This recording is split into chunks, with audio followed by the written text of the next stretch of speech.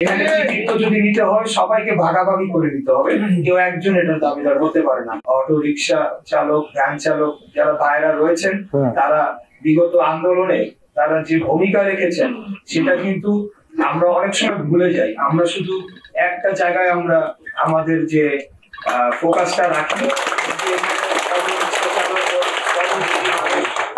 শ্রমজীবী মানুষ, রিক্সা চালক, ভ্যান চালক, এখানে মাদ্রাসার ছাত্র, প্রাইভেট ইউনিভার্সিটির ছাত্র, মহিলা, শিশুরা সবাই মিলে কিন্তু জীবন দিয়েছে এবং ঘটিয়েছে, বাংলাদেশকে ফ্যাসিবাদ মুক্ত করেছে। এখানে কৃতিত্ব যদি নিতে হয় সবাইকে ভাগাভাগি করে দিতে হবে, কেউ একজন এটার দাবিদার হতে পারে না।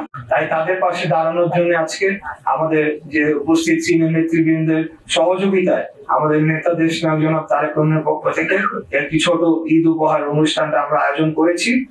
এটার জন্য এটা করতে পেরে এবং আমাকে এখানে আজকে সুযোগ দিয়েছেন এই অনুষ্ঠানে আমাদের সিনিয়র যুগ্ম মহাসচিব, আমাদের সকলের প্রাণপ্রিয় নেতা, রাজপথের লড়াকু সৈনিক, যিনি দুর্দিনে আমাদেরকে আশার আলো দেখিয়েছেন। টানা সপ্তমবারের মতো বেস্ট টিস্যু পেপার ব্র্যান্ড হিসেবে স্বীকৃতি পেয়েছে বসুন্ধরা টিস্যু।